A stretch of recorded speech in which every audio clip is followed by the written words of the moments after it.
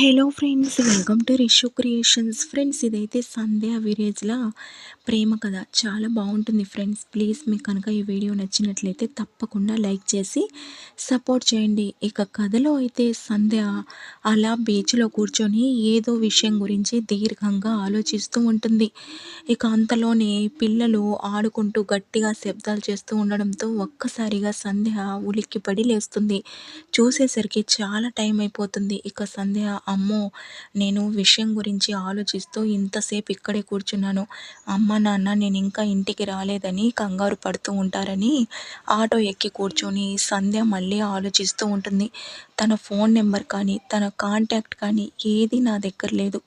తనని ఎలా కలవాలి, విషయం ఏంటనేది ఎలా తెలుసుకోవాలని అనుకుంటూ ఉండగా ఇంతలోనే ఇల్లు వచ్చేస్తుంది. ఇక ఆటో డ్రైవర్, మేడం ఇల్లు వచ్చింది అని చెప్పడంతో సరే అని చెప్పి ఆటో దిగి అలా గడపలోకి వస్తూ ఉండడంతో సంధ్య వాళ్ళమ్మ, ఏంటమ్మా ఇంత లేటు, నీ గురించి మేము ఎంత కంగారు పడుతున్నామో తెలుసా అని అంటుంది. సంధ్య, ఏం లేదమ్మా, ఆఫీస్ అయిపోయాక అలా సరదాగా బీచ్కి వెళ్ళాను అని చెప్తుంది. వాళ్ళమ్మ, నువ్వేమో సరదాగా బీచ్కి వెళ్ళానని అంటున్నావు, ఇక్కడ మీ నాన్న నేను ఎంత కంగారు పడ్డామో తెలుసా, ఫోన్ కూడా స్విచ్ ఆఫ్ అయి ఉంది, అది కూడా చూసుకోలేదా నువ్వు అని అంటుండడంతో, అయ్యో సారీ అమ్మా, ఛార్జింగ్ తక్కువ ఉంది, చూసుకోలేదు, స్విచ్ ఆఫ్ అయినట్టుందని అంటుంది. సరే సర్లే లోపలికి రా అని చెప్పి సంధ్యని లోపలికి తీసుకెళ్తుంది. ఇక సంధ్య అదే విషయం గురించి ఆలోచిస్తూ ఉంటుంది. ఇంతలో ఇక నెక్స్ట్ డే అలానే ఆలోచిస్తూ పడుకోవడంతో ఉదయం అవుతుంది. మళ్ళీ ఇక సంధ్య రొటీన్గా ఆఫీస్కి అయితే రెడీ అయి వెళ్తుంది. ఇక ఆఫీస్లో కూడా ఇదే విషయం గురించి ఆలోచిస్తూ ఉండగా అంతలోనే సంధ్య ఫోన్ అయితే మోగుతుంది. అదెవరిదో కొత్త నెంబర్, కానీ సంధ్య తనే అయ్యి ఉంటాడా అని చెప్పి ఫోన్ లిఫ్ట్ చేయడంతో ఇంతలో ఫోన్లో విరాజ్, సంధ్య నేనని అంటాడు. దాంతో సంధ్య, ఎక్కడికి వెళ్ళావు విరాజ్, ఆయన వెళ్ళాక మీ అమ్మ వాళ్ళని మన ప్రేమ గురించి చెప్పించి ఒప్పిస్తానని ఒక్క ఫోన్ కాల్ లేదు, నీ కాంటాక్ట్ నెంబర్ కూడా లేదు, నేను ఎంత కంగారు పడుతున్నానో తెలుసా అని అంటుండడంతో సంధ్య, సంధ్య నేను చెప్పేది కూడా విను, అసలు నేను ఇక్కడికి వచ్చాక ఏం జరిగిందో తెలుసా అని చెప్తూ ఉంటాడు. సంధ్య ఏం జరిగింది అని అడుగుతూ ఉండడంతో ఇక విరాజ్, ఇక్కడ కాదు, మనం రోజు కలుసుకునే ప్లేస్కి అయితే సాయంత్రం రమ్మని అంటాడు. ఆ తర్వాత సంధ్య సరేనని అంటుంది. అసలు ఇంతకీ విరాజ్ ఎవరంటే, సంధ్య విరాజ్ చదువుకునే రోజుల్లో ప్రేమించుకుంటారు.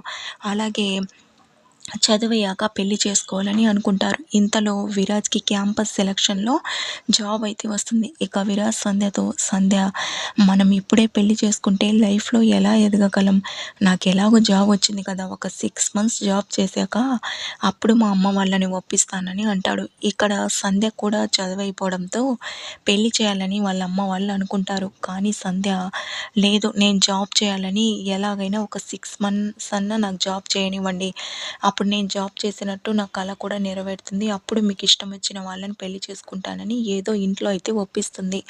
ఇక వాళ్ళ అమ్మ నాన్న ఒప్పుకోవడంతో ఇటు విరాజ్ అటు సంధ్య ఇద్దరు జాబ్లో అయితే జాయిన్ అవుతారు. అలా 6 months అయ్యాక ఇక సంధ్య, నా వల్ల కాదు ఇక మా అమ్మ నాన్నని ఆపడం, వాళ్ళు ఎప్పుడెప్పుడు నాకు పెళ్లి చేయాలని అనుకుంటున్నారు విరాజ్, నువ్వేమో చదువు అయిపోయాకన్నావు, ఇప్పుడేమో జాబ్ వచ్చాకన్నావు, ఇప్పుడు జాబ్ కూడా వచ్చింది అని అంటుండడంతో, సరే సంధ్య నేనైతే సెలవు తీసుకొని వెళ్తున్నాను ఇంటికి, అక్కడికి వెళ్ళాక మన ప్రేమ గురించి చెప్పి ఒప్పించి ఇక్కడికి వస్తానని అలా అయితే వెళ్తాడు విరాజ్. ఆ తర్వాత జరిగిందే ఇదంతా. ఇక సంధ్యకి తన కాంటాక్ట్ నెంబర్ లేకపోవడం మొత్తం అయితే ఇలా జరుగుతుంది. ఇక రోజు కలుసుకునే చోట ఆఫీస్ అయిపోయాక సంధ్య విరాజ్ కలుసుకుంటారు. ఇక సంధ్య బొంగ మూతి పెట్టి మొదటగా మాట్లాడదు విరాజ్తో. విరాజ్ సారీ సంధ్య అని అంటుండడంతో, ఏంటి సారీ, ఇక్కడ నేను ఎంత టెన్షన్ పడ్డానో తెలుసా అక్కడ ఏం జరిగిందోనని, కనీసం ఒక్క ఫోన్ అన్నా చేయాలి కదా నువ్వు అని అంటుండడంతో, అక్కడ నాకు ఎదురైనవన్నీ నీకు చెప్తే నువ్వు అప్పుడు ఇలా మాట్లాడవని అంటాడు. ఇక సంధ్య చాలా ఆతృతగా, ఏమైంది విరాజ్, ఏం జరిగింది, మన పెళ్ళికి మీ అమ్మ వాళ్ళు ఒప్పుకోలేదా, చెప్పు విరాజ్ అని అంటుండడంతో, చెప్తాను విను, నేను కూడా మా ఇంటికి మన ప్రేమ గురించి చెప్తామని వెళ్ళాను, కానీ అక్కడికి వెళ్ళానో లేదో నన్ను ఒక్క మాట కూడా మాట్లాడనివ్వకుండా మా అమ్మేమో వాళ్ళ అన్నయ్య కూతుర్ని చేసుకోమని, మా నాన్నేమో వాళ్ళ చెల్లెల కూతుర్ని చేసుకోమని చెప్పి ఒకటే గొడవ. నేను ఏదైనా చెప్పాలనుకుంటున్నా ఇద్దరు చెప్పనివ్వకుండా వాళ్ళిద్దరు ఒకరిలో ఒకరు గొడవ పడుతున్నారు. ఇక నాకు ఈ విషయం గురించి ఎలా చెప్పాలో అర్థం కాలేదు. అసలు నేను అసలు చెప్పకముందే వీళ్ళిద్దరు ఇలా కొట్టుకుంటున్నారే, అలాగే ఒక అమ్మాయిని ప్రేమించానని చెప్తే వాళ్ళసలు మన ప్రేమని ఒప్పుకుంటారా అన్నట్టుగా భయమేసింది. ఇంతలోనే ఏం జరిగిందో తెలుసా? మా అమ్మకి సీరియస్‌గా ఉందని ఫోన్ రావడంతో మేమందరం మా అమ్మమ్మ వాళ్ళ ఊరికి వెళ్ళాం. అక్కడికి వెళ్ళాక అక్కడైనా చెప్దామని ఆలోచిస్తూ ఉన్నాను. ఎలా చెప్తామని. ఇంతలో మా చిన్న మామయ్య నన్ను గమనించి, "ఎందుకురా అలా ఉన్నావు? ఏం జరిగింది?" అని అంటుండడంతో, "అది మామయ్య" అని ఇక వాళ్ళ అమ్మ, నాన్న వాళ్ళ అమ్మ వాళ్ళ అన్నయ్య కూతుర్ని, వాళ్ళ నాన్న వాళ్ళ చెల్లెల కూతుర్ని ఇలా చేసుకోమని బలవంత పెడుతున్నారని చెప్తాడు. దాంతో వాళ్ళ మామయ్య, "ఇదంతా సరే నువ్విలా ఉన్నావంటే చెప్పు, నువ్వెవరినైనా ప్రేమించావా? చెప్పరా నీకు? మామయ్య ఉన్నాడు, నీకోసం ఏదన్నా చేస్తాడని" చెప్పడంతో ఇక విరాజ్ సంధ్య తను ప్రేమించుకున్న విషయం మొత్తం అయితే చెప్తాడు. ఇక వాళ్ళ మామయ్య, "నాకు ఈ విషయం గురించి వదిలిపెట్టేసేయి. నేను మీ అమ్మ నాన్నతో మాట్లాడి ఒప్పిస్తాను. నువ్వు సంతోషంగా ఉండు" అని చెప్తాడు. దాంతో ఇక విరాజ్ అయితే ఇక తిరిగి వచ్చేస్తాడు. అదే జరిగింది చెప్తాడు. దాంతో ఇక సంధ్య, "అంటే మీ అమ్మ వాళ్ళు ఇంకా మన ప్రేమకి ఒప్పుకోలేదన్నమాట. నాకు చాలా భయమేస్తుంది విరాజ్" అని అంటుండడంతో మా మామయ్య పైన నాకు నమ్మకం ఉంది. మా మామయ్య వాళ్ళని ఒప్పిస్తాడు. అలాగే నాకు ఫోన్ చేసి ఏ విషయం చెప్తానన్నాడు అని అంటుండడంతో, "ఏది ఏమైనా నువ్వు చెప్తేనే బాగుండేది" అని అంటుండడంతో, "అవును అలా అంటావా" అని చెప్పి ఇప్పుడే ఫోన్ చేసి చెప్తానని సంధ్య ఎదురుగానే వాళ్ళ అమ్మ నాన్నకు ఫోన్ చేసి తను ఒక అమ్మాయిని ప్రేమించానని, ఇక ఆ అమ్మాయిని పెళ్లి చేసుకుంటేనే లైఫ్‌లో సంతోషంగా ఉంటానని చెప్పడంతో ఇక వాళ్ళ అమ్మ నాన్న కూడా వాళ్ళ మామయ్య ముందే చెప్పేసి ఉంటాడు కాబట్టి, "సరేరా మామయ్య అంతా చెప్పాడు. మాకు కూడా ఈ పెళ్లి ఇష్టమే. నువ్వు కోరుకున్న అమ్మాయిని పెళ్లి చేసుకొని నువ్వు సంతోషంగా ఉంటే అంతకన్నా మాకేం కావాలి" అని చెప్తారు. దాంతో ఇక సంధ్య హ్యాపీగా ఫీల్ అవుతుంది. ఇక విరాజ్, "నా వంతు పనైతే నేను చేసేసాను. ఇక మిగిలింది నీ వంతు పని. మీ అమ్మ నాన్నని నువ్వు ఒప్పించాలి" అని అంటుండడంతో, తప్పకుండా విరాజ్ ఎలాగైనా ధైర్యం చేసి ఈరోజు చెప్పేస్తానని ఇక ఇంటికైతే వెళ్తుంది సంధ్య.